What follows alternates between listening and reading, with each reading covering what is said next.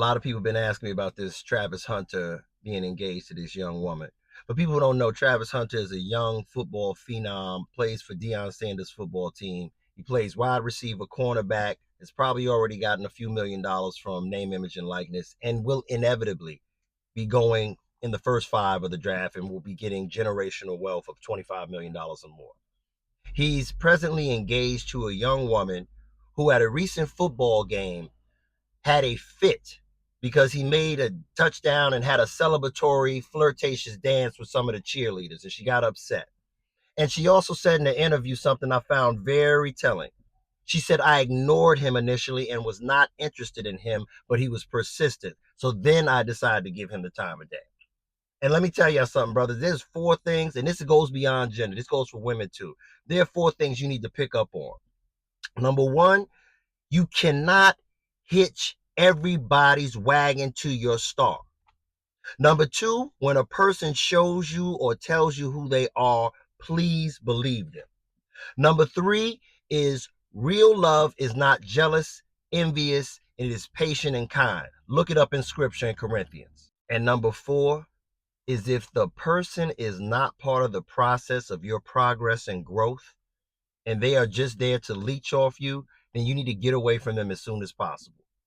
All this stuff, don't get me wrong, men and women flock to looks, but looks will not keep you sustained in life. More important than that, when a person loves you and is attracted to you, everything is easy.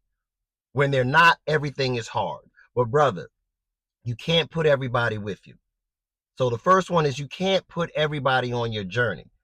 You know, you cannot attach this woman to the trajectory you're on, because if you do marry her, and if you have children by her and she decides to leave, brother, you are giving up half of your purpose, half of your peace, and half of your profit to this young lady.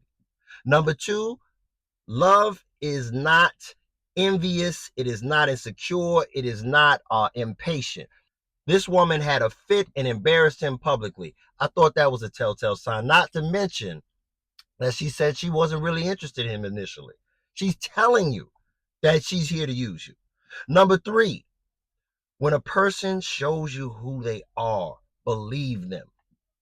This woman has already said publicly, I ignored him. He was not my type. Brother, you're not 40. You're 20 some years old, just like her. That is the age where you're picking your first option. The person that you're with in your 20s, that's the person you really like. That is the first and foremost person. And if they're saying I'm ignoring this man, I don't really feel him like that, then the second they get what they want from you, brother, you're gonna get nothing but they ass to kiss. So I would say this again to all men and women who are in relationship with somebody that they may be attracted to physically, but they know deep down is not connected to their growth and well-being. Go where you're valued. Love what loves you. And remember the four things I told you. First thing is you cannot hitch any and every wagon to your star. You can't take everybody with you where you're going. Number two is when people show you who they are or tell you who they are, believe them and move accordingly. Number three is love. Genuine love and interest is not impatient, it's not envious, it's not jealous, it is supportive, it is collaborative. And if a person isn't doing that for you, then you need to get away from them. And last but not least, if they are not part of the progress of your process of growth, get away from them, because all they'll do is bring you down and take half of what you got while they're doing it. Pay attention.